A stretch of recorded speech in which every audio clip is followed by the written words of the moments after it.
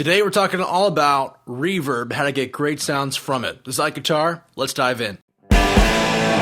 Guys, what is going on? IkeGuitar here. Today I want to do a little PSA on how to get great reverb sounds. One of my biggest pet peeves is going to venues, seeing people play, and their reverbs sound terrible. Really, it's been quite the hassle trying to find a good reverb anywhere. Thankfully, I'm here to give you all you need to know on getting great reverb tones, whether it be for your church, for your at-home play, or maybe just playing at a gig somewhere or in your basement. Now, I'm not going to go deep into the specifics on, the history of reverb. I think JHS does a great job of describing the history of reverb, but essentially, it started with the spring takes, it started with the plates, and now we're at Lexicon 480s, and now we're at all kinds of reverbs under the sun. There's literally a reverb for everyone, whether it be in pedal format or in the many multi-effects processors in the guitar playing world. Now, for the examples I'm using today for all these parameters and what I'm talking about here, I'm going to be using Kemper's Rig Manager system along with my Kemper Profiler.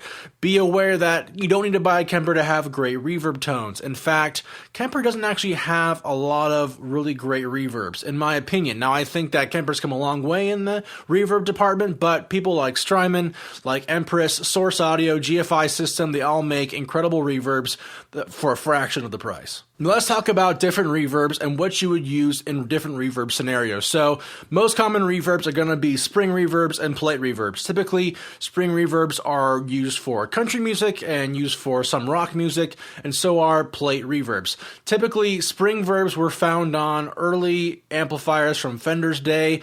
It was literally a spring suspended in a metal tank.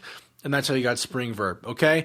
Other reverbs are like, room reverbs, like large room or studio reverbs or hall reverbs. Those are all very much in the umbrella of digital reverbs, okay? Reverbs that you can recreate in like a giant room somewhere, but typically they're just constrained to, algorithms the pedal does for you. Now, there are other reverbs that are far beyond the standard natural reverb sounds, digital reverb sounds. They are called nonlinear reverbs. And we're not going to touch on nonlinear today. Nonlinear is a special time, but nonlinear is essentially a reverb that doesn't really make any sense. It's just kind of there. Whether that means it's reversed, turned upside down, has like different octaves, fundamentals, whatever. Nonlinear reverb is for really deep musicians who understand how to make soundscapes. And right now we're just going for the bare fundamentals of how to make great reverb sounds. Now, when it comes to making a great reverb sound, let's talk about where reverb kind of fits in your mix and kind of what reverb actually does. So reverb is essentially echoes on echoes. Reverb is an approximation of what sound your guitar would get if it was in a room or it was reflecting off walls, or it creates a kind of aura, a kind of taste with your instrument. Typically, straight up dry guitar is disinteresting and honestly kind of bad sounding. But you add a little reverb to it and all of a sudden it breathes in some new life.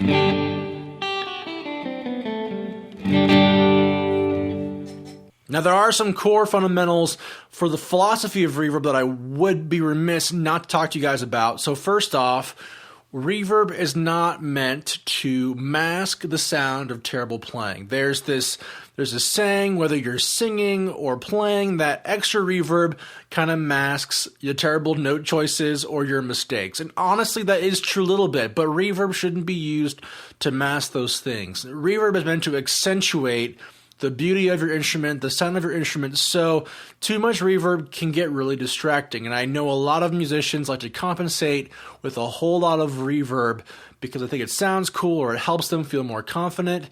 Do not let reverb be the crutch keeping you from guitar excellence. Reverb is a tool meant to amplify, exemplify, accentuate, not to become the dominating force in your music because you can't play that well. Now, that's not to say you can't use reverb as a broad stroke paintbrush kind of sound. There are a lot of good bands like Explosions in the Sky that use reverb as a soundscape mechanism. They use it as the core of their sound.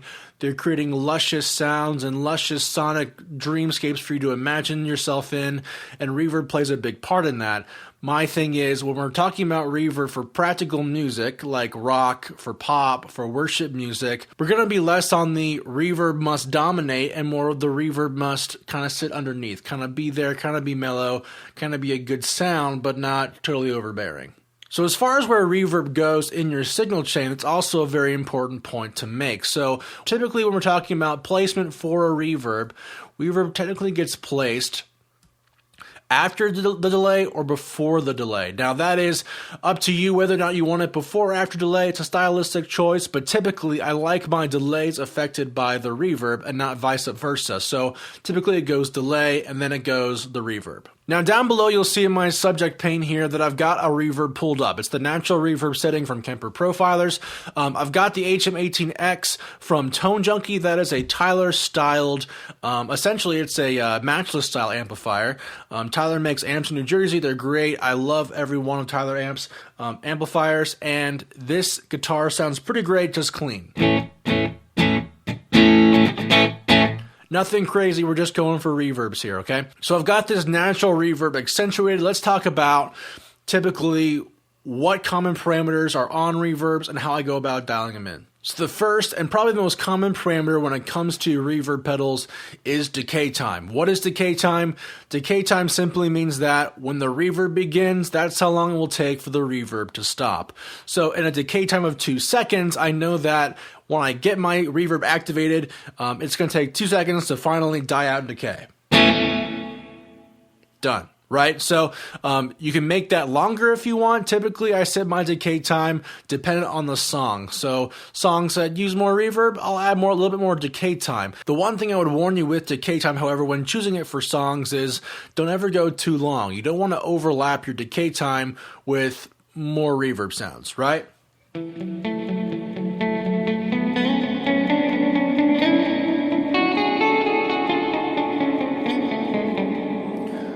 See how much decay there is? That is an extremely long time, and it kind of got really warbled and low-endy and added a lot of extra information I didn't need. So typically, when I think about decay time, I'm thinking more of the 2 second range. That's a good place to start, and then I'll tweak it from there. Now, the room size parameter isn't common on every pedal, but typically room size will correspond to a preset on your pedal. So something like a small room, or a large room, or a hall, or a concert hall, or whatever, big hall, whatever you want to call it. Room sizes are proprietary to the manufacturer. So look at your manual for your reverb pedal to determine what room size is best for you.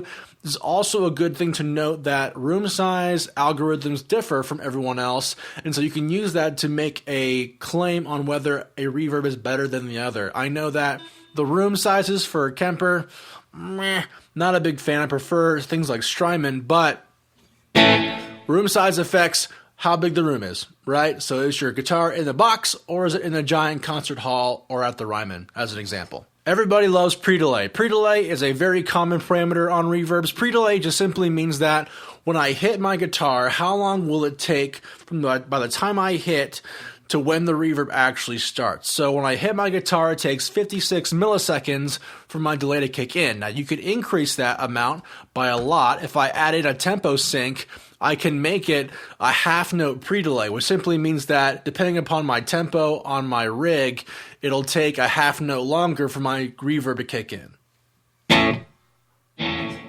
See what I mean? And when it comes to pre-delay, I like my pre-delay a little lower than usual. I like my reverb hitting almost as soon as I start playing. If anything longer than that, it just becomes a weird delay, and I'm not a fan of that. Now, the next parameter that's common on reverb is the mix parameter. What does mix mean? Mix just simply means that when I play my guitar, how much of my guitar is being affected by the reverb or vice versa. Now, in this case, mix simply means on the Kemper is that when I play my guitar, 68% of my volume on my guitar will come back as reverb. So as an example, if I play at 16%, that means I'm going to get a little bit of volume of just reverb. See, not a lot of reverb sounds, right? But if I increase that to 80%, that means that 80% of my guitar's volume is going to be reverb. Reverb is much louder now comparatively to the last one. So the mix just determines how much of that original guitar signal is going to reverb in the form of volume, okay? Now, if I were to increase that to 100, at 100, that means that my dry signal and my reverb signal are going to be at practically the same volumes. And if I go all the way back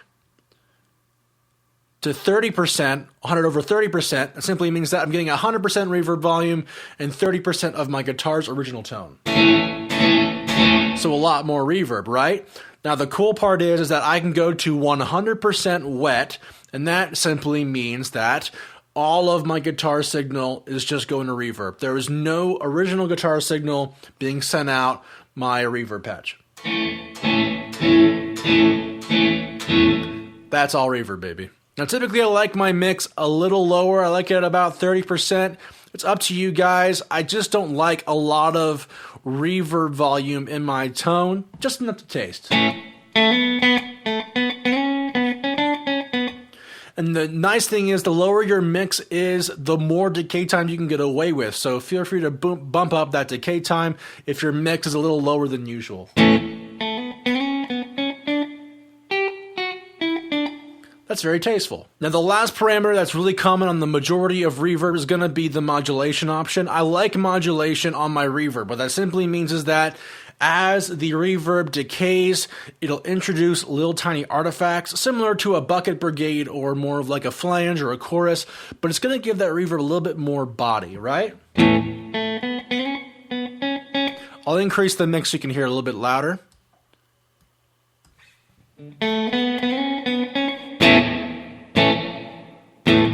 Do you hear that reverb? It's kind of got a wobble to it. Obviously, don't have the modulation up that high all the time, right? I like to have a little bit just to add a little bit of something to my reverb. It makes the reverb more full, makes the reverb more, I guess gives it a bit more body, So now we've gone over the parameters of reverb. That'll give you a good place to start when dialing in your own reverb. It's important to set your reverb at a little less than you think it's going to be. Less is more when it comes with reverb. I can't recommend that enough. So many people oversaturate their sound with reverb. When you go and play in a concert or you're playing in a giant auditorium, and guess what? Your reverb gets compounded by natural reverbs in the room. So when you're dialing in reverb for a guitar tone, yes, it has to be able to fit in your mix. But listen, when you have your headphones on, or you're sitting in front of your near-field monitors dialing in sounds, or you're in your home closet playing, your reverb is going to sound totally different than it is at an actual venue. So be aware of that, and be sure to recognize when your reverb is a bit too much. Maybe get to the venue a little bit earlier and really dial in your reverb sounds. I cannot tell you how many times I've heard a sound guy rant on a guitar player who decided to play practice reverbs, reverbs he practiced with in his own home, right? In a giant venue or concert venue. It's not the same. So when you get to a venue, make sure you dial in those reverbs again, because they will sound completely different in a different room. So things that help shape a good reverb, some pro tips that shape a good reverb in my opinion, are the proper synchronization of pre-delay and your mix time, right? If your pre-delay is slightly off, your mix will sound a little off. But not only that, in addition to that, things like a little bit of EQ adjustment with your reverb can be really helpful. Now, if I pull in my mix here to 100%, all you're getting is reverb, right? But don't forget, your reverb has its own sounds too, right? So a reverb that you make may not be, it may not have enough mid-range, or it might not have enough low-end or high-end or whatever. I will say, when I develop my own reverbs for use in church or whatever, I always put some kind of high-pass frequency or high-cut frequency on my reverb. So as an example, there is an option here to bypass some of those frequencies on your reverb. Your reverb has its own EQ too, right? So I may actually take a little bit of low end out of my reverb here. Right now it's a bit too muddy, right? But let's increase that as we go up. I can take a little bit of high end out, release the shimmer, and I might boost the mid frequencies a little bit here. All right, let's bring it back into our mix, see how it sounds.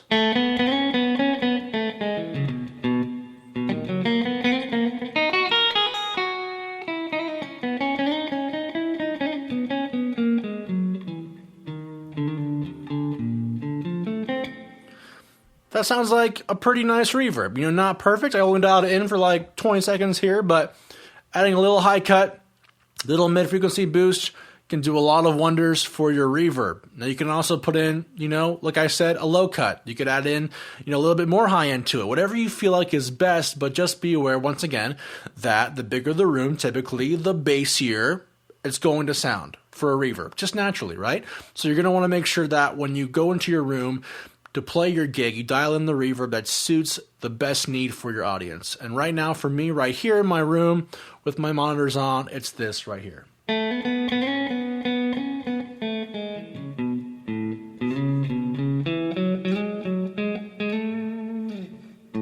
Guys, I hope you really liked this intro video to Reverb. If you like this video, please consider subscribing. I make videos all the time, not just about these kinds of tutorials, but other things as well. If you want a more advanced approach to building reverb sounds, let me know that in the comments below. I might just make one. And in fact, next time I might even go further and tell you about some cool tricks you can do with your reverbs that are outside of the ordinary. You gotta know the rules in order to break them, and I got you in that department. Guys, thank you so much for watching. Enjoy this video. We'll see you guys next time on IkeGuitar.